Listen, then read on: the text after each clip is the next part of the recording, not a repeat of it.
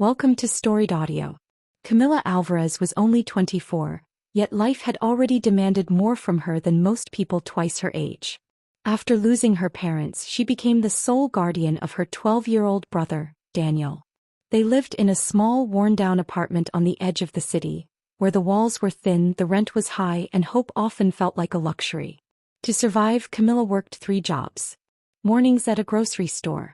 Afternoons cleaning offices. Nights at a diner. Every dollar went toward rent, groceries, utilities, and Daniel's needs. She rarely complained. She loved her brother fiercely and she would do anything to protect him. But exhaustion clung to her like a shadow. Some nights she fell asleep at the kitchen table while helping Daniel with homework, her head resting on open textbooks. Still, she dreamed of a better life, one where Daniel didn't have to worry and she didn't have to choose between sleep and survival. But she couldn't see how they would ever escape their situation. One cold evening after finishing her shift at the diner, Camilla walked home through a small park near the train tracks. The wind bit at her cheeks and her feet ached from hours of standing. She was thinking about Daniel waiting at home when she noticed a man sitting alone on a bench. He wore an expensive suit, but it was wrinkled and disheveled. His hair was messy and his eyes were red from crying. He looked like someone who had lost everything. Camilla slowed down. She could have kept walking. She was tired and she needed to be up early. But something about the man's expression, raw, defeated, stopped her. She turned around, walked back to the diner and bought a warm sandwich and a cup of coffee. It cost more than she should have spent, but she didn't hesitate. Then she returned to the bench and handed the food to the stranger. "I don't know what you're going through," she said softly, "but you shouldn't have to sit here alone and hungry." The man stared at the food, stunned. "You bought this for me?" Camilla smiled gently. "It's not much. But I hope it helps."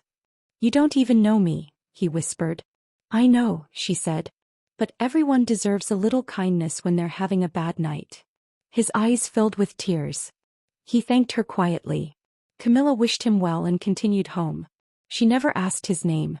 She never expected to see him again. She certainly never imagined that a sandwich and a cup of coffee would change the course of her life. A few days later, Camilla was working at the diner when the bell above the door rang. She looked up and froze.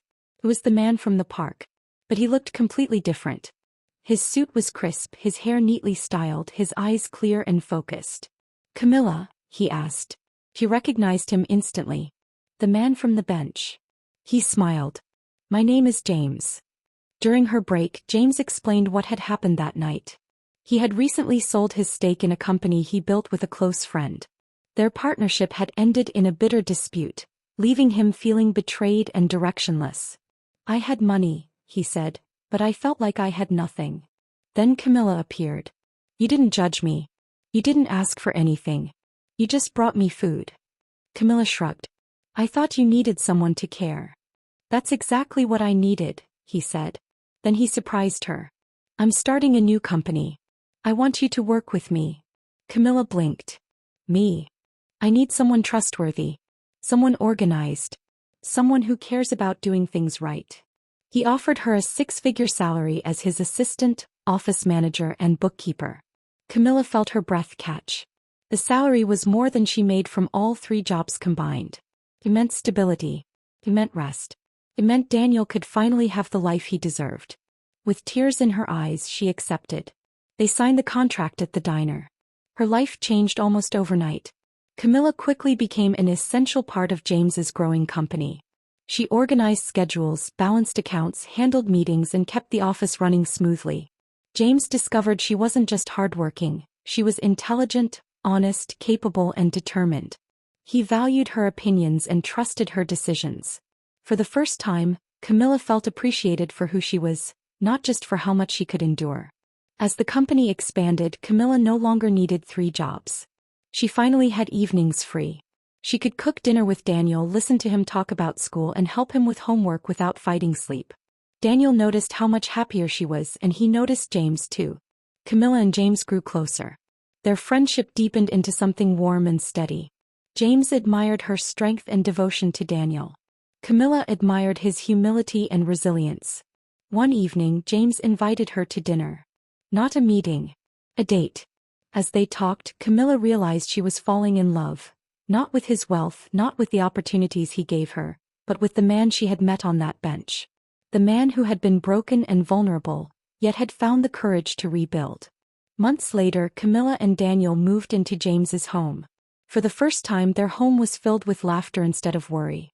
Daniel adored James. Camilla loved watching her brother finally enjoy a life where he didn't have to fear the future. James became more than her employer. He became her partner. Her family. Years passed. The company flourished. Daniel graduated. Their lives intertwined in every way. One quiet evening, James took Camilla's hand. "You've been my light since the day we met," he said. Then he asked her to marry him. Camilla's eyes filled with tears. Yes.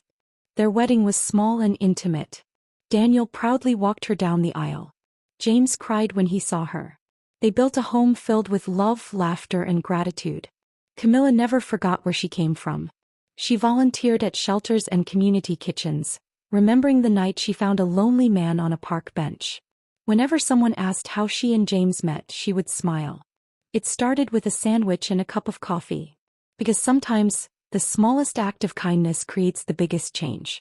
Subscribe to the channel for more audio stories.